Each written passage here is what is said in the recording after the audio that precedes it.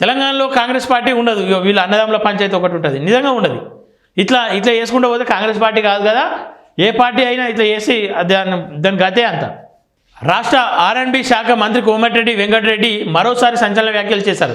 వచ్చే ఎన్నికల్లో కాంగ్రెస్ పార్టీ ఉండదంటూ వ్యాఖ్యానించడం రాజకీయంగా తీవ్ర కలకలం రేపింది. శనివారం తిప్పర్తి మండలంలో పలు కార్యక్రమాల్లో పాల్గొన్న అనంతరం ఎర్రగడ్డగూడెంలో మీడియాతో ఆయన మాట్లాడారు. LLBC సొరంగంపై స్పందిస్తూ దాన్ని పూర్తి చేసే బీఆర్ఎస్కు మరో 3 సీట్లు వచ్చేవని చెప్పుకొచ్చారు. మళ్ళొచ్చే ఎన్నికల్లో ఎప్పుడు కూడా కాంగ్రెస్ పార్టీ నల్గొండలో ఉండదు, అసలు తెలంగాణలో ఉండదా పార్టీ అని చెప్తా ఉన్నాడంట.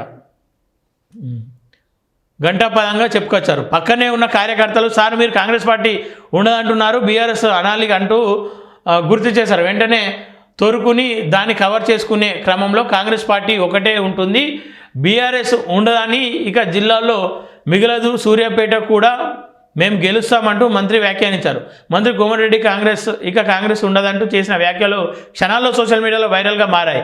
ఆయన వ్యాఖ్యలపై పొలిటికల్ సెటైర్లు వెళ్తున్నాయి. పొరపాటున నిజం చెప్పేశావు వెంకన్న అని ఒకరంటే, మనసులో మాట మీడియా ముందు పెట్టినట్టు ఉంది అని మరొకరు పోస్ట్ చేశారు. ఇంకొకరు మంత్రి అప్పుడప్పుడు ఇలా నిజాలు నిర్భయంగా మాట్లాడతారని సెటైర్లు వేస్తున్నారు. నిజమే, అది మంత్రి చెప్పకున్నా వాస్తవమే. ఖచ్చితంగా కాంగ్రెస్కు కట్టుకాలమే, ఇది కాంగ్రెస్ గెలుచుడు కష్టకాలమే.